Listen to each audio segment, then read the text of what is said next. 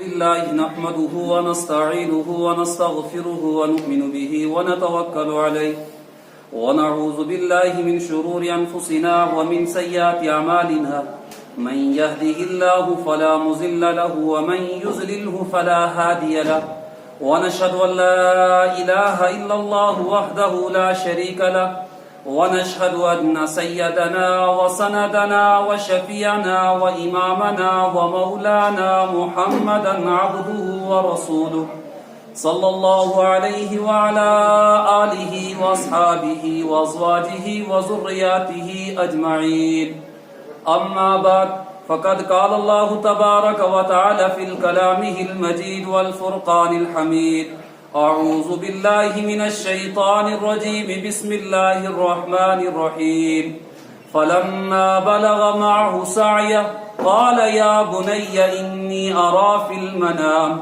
أني أذبحك فانظر ماذا ترى قال يا أبت افعل ما تؤمر ستجدني إن شاء الله من الصابرين فلما أسلم وتله للجبين وناديناه أن يا إبراهيم قد صدقت رؤيا إنا كذلك نجزي المحسنين وقال النبي صلى الله عليه وسلم من أحب سنتي فقد أحبني ومن أحبني كان معي في الجنة أو كما قال عليه الصلاة والسلام اللهم صل على محمد وعلى آل محمد كما صليت على إبراهيم وعلى آل إبراهيم إنك حميد مجيد اللهم بارك على محمد وعلى آل محمد كما باركت على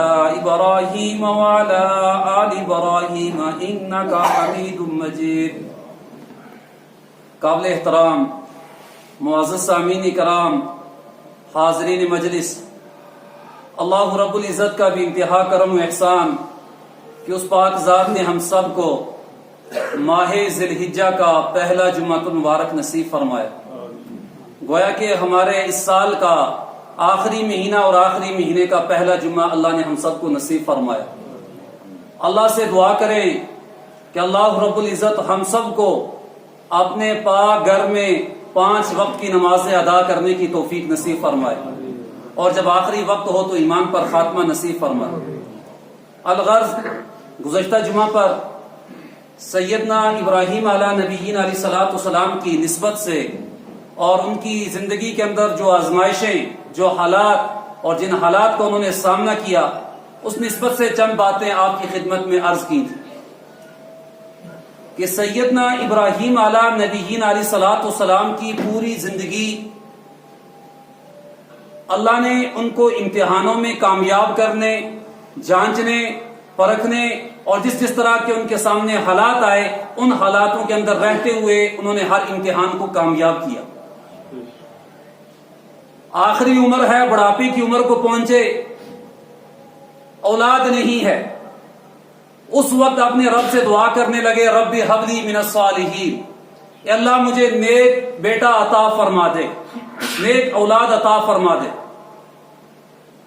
حضرات مفسرین کہتے ہیں کہ بعض کہتے ہیں 87 سال کی عمر کو پہنچ چکے تھے، اور بعض کہتے ہیں کہ 93 سال کی عمر کو پہنچ چکے تھے.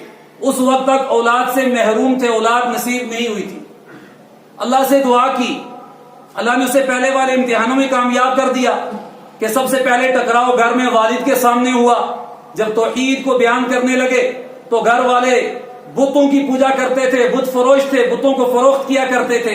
وہ اس بات کو ماننے، تسلیم کرنے کے لیے تیار ہی نہ ہوئے. پھر زندگی کا دوسرا امتحان تھا، اپنا علاقہ چھوڑنا پڑا. پھر وقت کے بادشاہ نے آپ کو آگ کے اندر ڈالا، اللہ نے سب امتحانوں میں کامیابیاں نصیب فرمائی. اب اللہ سے دعا کی اولاد کی، تو اللہ قرآن کے اندر فرماتے ہیں فَبَشَّرْنَاهُ بِغُلَامٍ حَلِيمٍ، ہم نے ان کو ایک بردبار بیٹے کی خوشخبری دے دی. یعنی اللہ نے ایک بردبار بچہ حضرت ابراہیم کو نصیب فرمایا حضرت ہاجرہ کے بطن سے. جب بچہ پیدا ہوا، اب انہوں نے سانس بھری کہ اللہ نے آخری عمر میں، بڑھاپے کی عمر میں اللہ نے اس نعمت سے نوازا. لیکن نعمت دینے کے بعد اللہ نے پھر امتحان کے اندر ڈالا. ابراہیم اس بچے کو اور اس کی ماں یعنی حضرت حاجرہ کو بیابان چٹیل میدان کے اندر چھوڑ کر آ جاؤ، جہاں پر کوئی بھی رہنے والا نہیں ہے، وہاں پر ان دونوں کو چھوڑ کر آؤ۔ حضرات مفسرین کہتے ہیں کہ حضرت ابراہیم جب چلے ہیں اپنی بیوی اور اس معصوم لخت جگر کو لے کر، ساتھ میں ستو، پانی اور اس طرح کی چیزیں لے کر جب وہاں سے نکلے اور جب اس جگہ پہنچے ہیں جس جگہ آج بیت اللہ آباد ہے، اس جگہ پہنچے اور وہاں پر اللہ کا حکم تھا کہ اس بچے کو بھی اور اس کی ماں کو بھی یہیں چھوڑنا ہے تمہیں۔ جب حضرت حاجرہ سے کہنے لگے کہ اب تم دونوں کو یہاں رہنا ہے، اللہ کا حکم ہے، تو حضرت حاجرہ اللہ کی بندی تھی، انہوں نے کہا اگر اللہ کا حکم ہے تو پھر ہمیں کسی چیز کی پرواہ نہیں ہے، کسی چیز کی فکر نہیں ہے، پھر آپ ہمیں چھوڑ کر یہاں سے جا سکتے ہو۔ جب اس معصوم بچے کو چھوڑ کر آپ واپس ہوئے تو بار بار پلٹ کر دیکھ رہے تھے، باپ اور پھر بڑھاپے کی عمر میں بچہ، پھر اس بچے سے جو محبت اور شفقت اور عقیدت تھی، بار بار بچے کی طرف دیکھ رہے تھے۔ دیکھتے ہوئے حضرت ابراہیم وہاں سے چل دیے۔ اب یہ بچہ اور اس کی ماں وہاں پر قیام کیا، کچھ دن گزرے، ساتھ میں جو ستو، پانی وغیرہ یہ چیزیں تھی، کھجور وغیرہ، ان سے اپنا یعنی کھانے کے طور پر جو چیزیں اللہ نے دی تھی نوش کرتے رہے۔ آخر وقت آیا کہ اب پانی بھی ختم ہو گیا اور کھانے کی کوئی چیز بھی میسر نہیں ہے۔ اس وقت حضرت حاجرہ بار بار کبھی ایک پہاڑی کی طرف جا رہی ہے، کبھی دوسری پہاڑی کی طرف، جس کو قرآن کہہ رہا ہے ان الصفا والمروہ من شعائر اللہ، کہ صفا اور مروہ پہاڑی اللہ کے شعائر میں سے، اللہ کی علامات میں سے، اللہ کی نشانیوں میں سے۔ تو حضرت حاجرہ جب ایک پہاڑی پر جاتی، جہاں سے دوڑ کر چلنا ہوتا وہاں سے دوڑ کر جاتی، پہاڑی پر جب پہنچ جاتی چاروں طرف دیکھتی کوئی نظر نہیں آ رہا، پھر وہاں سے جب بچے کا خیال آتا پھر واپس لوٹ آتی، پھر اسی طرح دوسری پہاڑی پر جاتی، وہاں پر کھڑی ہو جاتی، وہاں بھی دیکھا کوئی دور دراز تک کوئی نظر نہیں آ رہا۔ یہ سلسلہ جب چلتا رہا اور حضرت حاجرہ کو اچانک ایک دن آواز آئی۔ جب آواز آئی چاروں طرف دیکھا کوئی آدمی نظر نہیں آ رہا ہے، تو حضرت حاجرہ نے کہا اگر اللہ کے حکم سے میری مدد کے لیے آئے ہو تو سامنے آ جاؤ۔ اب جہاں پر وہ معصوم بچہ بیٹھا ہوا تھا یعنی حضرت اسماعیل، تو یہ شخص جو نمودار ہوا یہ فرشتے یعنی حضرت جبرائیل تھے۔ جب یہ نمودار ہوئے، ظاہر ہوئے، اس جگہ پہنچے جہاں اس بچے کی ایڑی رکھی ہوئی تھی۔ بعض حضرات کہتے ہیں کہ انہوں نے خود اپنی ایڑی زمین پر رکھی، وہاں سے وہ پانی جاری ہوا جس کو میں اور آب زمزم کہتے ہیں۔ وہ پانی قیامت کی صبح تک جاری اور ساری رہے گا، نہ اس کا کبھی ذائقہ تبدیل ہوتا ہے، نہ کبھی اس کی بو تبدیل ہوتی ہے، نہ کبھی اس کا رنگ تبدیل ہوتا ہے۔ یہ دین ہے حضرت حاجرہ کی وہ مشقت والی قربانی و برداشت کرنا کہ وہاں پر تنے تنہا رہنا، کہ اللہ تعالیٰ نے ان کا وہ دوڑنا اتنا پسند کیا کہ جو حجاج کرام یا عمرہ کے لیے جو حضرات جاتے ہیں ان کو بھی صفا اور مروہ پہاڑی پر 7 چکر لگانے پڑتے ہیں۔ یہ وہ ادا اللہ کو پسند آئی حضرت حاجرہ کی، اور وہ پانی جہاں سے جاری ہوا، وہ معصوم بچہ جو بھوک کی وجہ سے رو رہا تھا، اس بچے کی ادا کو پسند کر کے اللہ نے اس پانی کو جاری فرما دیا۔ اور حضرت ابراہیم نے جو دعا مانگی، اللہ نے اس دعا کو بھی قرآن کے اندر ارشاد فرمایا، ربنا انی اسکنت من ذریتی بواد غیر ذی زرع عند بیتک المحرم ربنا لیقیموا الصلاة فاجعل افئدة من الناس تهوی الیہم وارزقهم من الثمرات لعلهم یشکرون۔ حضرت ابراہیم نے دعا کی، یا اللہ آپ کے حکم سے اس بیابان چٹیل میدان کے اندر ان کو چھوڑ کر جا رہا ہوں، جہاں پر نہ پانی ہے اور نہ کوئی سایہ دار ہے، نہ کوئی اور رہنے کی چیز ہے، یہاں پر اللہ آپ کا حکم ہے، آپ کے حکم کی تعمیل کرتے ہوئے یہاں پر چھوڑ کر جا رہا ہوں۔ اس آیت کریمہ کے ذیل میں حضرات مفسرین فرماتے ہیں کہ وہ جگہ تھی جہاں پر پھل نام کی کوئی چیز نہیں ہوتی تھی، جہاں پر اس طرح راحت نام کی کوئی چیز نہیں ہوتی تھی، جہاں پر پانی میسر نہیں تھا۔ اللہ نے اس خاندان کی ان دعاؤں کو، ان قربانیوں کو قبول کیا۔ آج وہ پانی قیامت کی صبح تک وہ چشمہ جاری رہے گا، اور آج دنیا کے اندر پھل کہیں اور پیدا ہوتا ہے، لیکن سب سے پہلے وہ پھل مکہ کے اندر پہنچتا ہے۔ یہ وہی دعا ہے، ربنا لیقیموا الصلاة فاجعل افئدة من الناس تهوی الیہم وارزقهم من الثمرات، اللہ ان کو رزق کے طور پر ثمرات، پھل عطا فرما دیجئے۔ اللہ نے وہ دعا حضرت ابراہیم کی قبول فرمائی کہ مکہ کے اندر کسی بھی موسم کے اندر کوئی جائے، وہاں پر ہر وہ چیز موجود ہوگی جو دوسری جگہوں پر سال میں ایک ہی بار نصیب ہوتی ہے۔ اب جب حضرت ابراہیم اور ان کے لختے جگر معصوم بچے حضرت ہاجرہ کو اللہ نے اس امتحان کے اندر بھی کامیاب کیا. اب بچہ تھوڑا سا بڑا ہوا. مفسرین کہتے ہیں کہ 8 سال کی عمر تھی اور بعض کہتے ہیں کہ 13 سال کی عمر تھی. قرآن پاک کا 23واں پارہ فلما بلغ معه السعي قال يا بني اني ارى کہ بچہ جب چلنے کے وقت کو چلنے کی عمر کو پہنچا تھوڑا سا بڑا ہوا. قال یا بني حضرت ابراہیم اپنے بیٹے سے کہہ رہے ہیں انی ارى فی المنام میں نے آپ کو خواب میں دیکھا ہے انی اذبحک کہ میں آپ کو ذبح کر رہا ہوں. فانظر ماذا ترى تم غور و فکر کر کے مجھے بتا دو اس بارے میں. اب معصوم بچہ قال یا ابت فعل ما تؤمر قرآن کہتا ہے کہ اس بچے نے اپنے والد کو جواب دیا کہ والد محترم جس کام کا آپ کو حکم ہو چکا ہے آپ کر گزریے. ستجدنی انشاءاللہ من الصابرین کہ ان قریب انشاءاللہ آپ مجھے صبر کرنے والوں میں سے پائیں گے. اب جب حضرت ابراہیم علیہ نبیین علیہ الصلوۃ والسلام کی زندگی کا یہ آخری امتحان تھا کہ بڑھاپے کی عمر میں اللہ نے بچہ دیا. اب اس بچے کا بھی حکم ہو رہا ہے بچے کے لیے کہ اس کو بھی میری راہ کے اندر ذبح کر دو. مفسرین کہتے ہیں حضرت ابراہیم کئی دنوں تک خواب میں دیکھتے رہے اور بچے سے مشورہ کرتے رہے. لیکن جس دن صبح کے وقت آپ نے بچے کو لے کر چلے ہیں گھر سے, اس وقت شیطان طرح طرح کا حلیہ اختیار کر کے طرح طرح کی تدبیریں اختیار کر کے ان کے ذہن کے اندر ایسی باتیں ڈال رہا تھا کہ کسی طرح حضرت ابراہیم اس کام کو کرنے سے کترا جائیں, ہٹ جائیں اور اس کام کو کرنا ترک کر دیں. حضرت ابراہیم کے پاس بھی آیا. حضرت ابراہیم وقت کے نبی تھے, وہ تو سمجھ چکے تھے. انہوں نے کنکریاں اٹھا کر اس کو ماری, وہاں سے بگایا.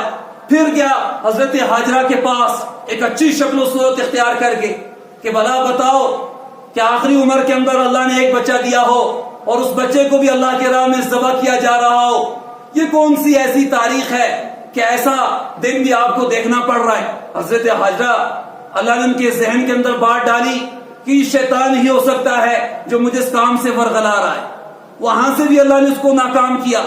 پھر بار بار اس نے حربے استعمال کیے, لیکن اللہ کو حضرت ابراہیم کی اس یادگار کو قیامت کی صبح تک جاری اور ساری کرنا تھا.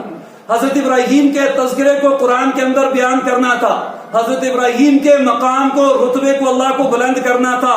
تو تبھی اللہ نے, میں نے گزشتہ جمعہ پر بھی کہا تھا, دنیا کے اعتبار سے بڑا بننا بہت آسان ہے. کبھی انسان نقل کر کے ایسی ڈگریاں حاصل کر لیتا ہے کہ جو محنتی طالب علم وہاں تک نہیں پہنچ سکتا, اور کبھی کسی کی وساطت سے انسان ایسا حربہ استعمال کر کے بڑی سی اونچی کرسی بھی حاصل کر سکتا ہے. لیکن یہ دنیا کے اعتبار سے ہے. لیکن یاد رکھنا, اللہ کا قرب حاصل کرنے کے لیے اپنے آپ کو مٹانا پڑتا ہے. اللہ کا قرب حاصل کرنے کے لیے اپنے آپ کو زیر کرنا پڑتا ہے. اللہ کا قرب حاصل کرنے کے لیے اپنے آپ کو ختم کرنا پڑتا ہے. پھر جب اللہ کا انسان ہو جاتا ہے, پھر اللہ اس کا بن جاتا ہے, پھر اللہ اس کو بلند کرتا ہے کہ اس کے رتبے کو قیامت کی صبح تک بیان کیا جاتا ہے. جس طرح حضرت ابراہیم کہ سب امتحانوں کے اندر کامیاب ہوئے, آخری امتحان تھا بچے کی قربانی کا. اس میں بھی بار بار خواب کے اندر دیکھ رہے, بچے سے مشورہ کر رہے. بچہ بھی ایک ہی بات کہہ رہا ہے کہ اگر آپ کو اللہ کی جانب سے حکم ہو چکا ہے آپ کر گزریے, آپ مجھے صبر کرنے والوں میں سے پائیں گے.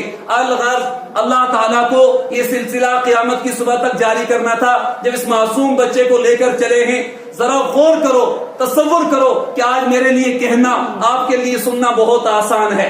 لیکن ایک بچہ ہو, وہ بھی بڑھاپے کی عمر میں اللہ نے دیا ہو, بڑھاپے کا سہارا ہو, اور اس وقت اللہ کی جانب سے یہ حکم آ جائے کہ اس بچے کو بھی میری راہ کے اندر قربان کرو. ذرا گوارا کرو کیا گزر رہی ہوگی اس باپ پر, کیا گزر رہی ہوگی اس ماں کے دل پر. وہ معصوم بچہ جو بھی 8 سال کی عمر کو, یا بعض کے قول کے مطابق 13 سال کی عمر کو, چاہے 8 کا ہو چاہے 13 کا ہو, بچہ ہی ہوتا ہے. اس بچے کو لے کر چلے ہوں گے, اور اس وقت کیسی کیفیت چھائی ہوگی حضرت ابراہیم پر, کیسی کیفیت چھائی ہوگی اسماعیل پر, کیسی کیفیت چھائی ہوگی حضرت ہاجرہ پر کہ اس معصوم بچے کو بھی والد کے حوالے کر دیا کہ اللہ کا حکم ہے، اگر اللہ کا حکم آپ کر گزریے آپ صبر کرنے والوں میں سے اس کو پاؤ گے۔ اور اس وقت جب شیطان ہر طرح کی تدبیریں، ہر طرح کا حربہ استعمال کر رہا ہے، اللہ نے اس کو ناکام کیا اور اس معصوم بچے کو لے کر چلے ہیں۔ ہاتھ کے اندر چھری بھی رکھی ہوئی ہے کہ آج اس بچے کو اللہ کی راہ میں قربان کرنا ہے۔ آج تو جانوروں کی قربانیاں مانگی جا رہی ہیں، آج تو سب سے بڑی قربانی مانگی جا رہی ہے کہ انسان آج اس وقت کے اندر جولائی اگست کے موسم میں صبح کو اٹھ کر فجر کی نماز ادا کر دے، یہ بہت بڑی قربانی ہے۔ رات کو عشاء کی نماز ادا کر دے، یہ بہت بڑی قربانی ہے۔ وہاں تو اولاد کی قربانی مانگی جا رہی ہے، یہاں تو وقت کی قربانی دینے کے لیے انسان تیار نہیں، یہاں تو جانوروں کو ذبح کرنے کے لیے انسان تیار نہیں، یہاں تو نفرتوں کو قربان کرنے کے لیے انسان تیار نہیں۔ وہاں معصوم بچہ لختے جگر بڑھاپے کی عمر کا سہارا ایک ہی بچہ، اور اس کو بھی حکم دے رہے اللہ کہ ابراہیم اس کو بھی اللہ کی راہ میں ذبح کرنا ہوگا، تب جا کر تمہیں امتحانوں میں کامیابیاں ملی ہوں گی۔ اس وقت دھرتی پر ایسا واقعہ اس سے پہلے کبھی رونما نہیں ہوا تھا، کبھی پیش نہیں آیا تھا جب اس معصوم بچے کو لے کر چلے حضرت ابراہیم۔ اور جب بچے کو لے کر اس جگہ پہنچے ہیں جہاں پر ان کو بچے کو قربان کرنا تھا، بچے کو لٹانا تھا، بچے کو ذبح کرنا تھا، اللہ کے حکم کی تعمیل کرنی تھی، اللہ کے حکم کو پورا کرنا تھا، جہاں پر بچے کو لے کر پہنچے وہ معصوم بچہ اپنے والد سے جو اس وقت 100 سال کی عمر کو پہنچ چکے ہیں ان کو کہہ رہا ہے معصوم بچہ کہ ابو جان کہیں ایسا نہ ہو جائے آپ میری آنکھوں پر پٹی باندھ دو، کہیں ایسا نہ ہو جائے کہ آپ کے دل کے اندر میری محبت پیدا ہو جائے اور آپ چھری کو صحیح طریقے پر چلا نہ سکو، اللہ کا حکم پورا نہ کر سکو، ایسا کر دو کہ میری آنکھوں پر پٹی باندھ کر مجھے ذبح کر دو۔ اب جب بچے کو لٹانے کے لیے حضرت ابراہیم جا رہے تھے اور راستے کے اندر پہنچ چکے تھے، اس مقام تک پہنچ چکے تھے، اس جھاڑی کے پاس پہنچ چکے تھے جہاں پر بچے کو لٹانا تھا، اور حضرات مفسرین کہتے ہیں کہ لٹا چکے تھے۔ قرآن کہتا ہے فلما اسلم وتلہ للجبین کہ پیشانی کے بل بچے کو لٹا دیا تھا۔ جب بچے کو لٹایا ہاتھ کے اندر چھری لیے ہوئے ہیں، بچہ زمین پر لیٹا ہوا ہے، اس وقت اللہ کی جانب سے اعلان ہو رہا ہے وَنَادَيْنَاهُ أَن يَا إِبْرَاهِيمُ، اللہ کہتے ہیں کہ ہم نے ابراہیم کو پکارا، ہم نے ابراہیم کو آواز دی، ہم نے ابراہیم کی طرف اعلان کیا قد صدقت رؤیا، قد صدقت رؤیا کہ ابراہیم اے میرے نیک بندے تو نے اپنا خواب سچ کر دکھایا، اِنَّا كَذَلِكَ نَجْزِي الْمُحْسِنِينَ کہ ہم تو نیکار لوگوں کو اسی طرح کا بدلہ دیا کرتے ہیں۔ الغرض جب بچے کو لٹایا اس وقت اللہ تعالیٰ نے ایک دمبے کو بھیجا جو جھاڑی کے پیچھے سے ظاہر ہوا۔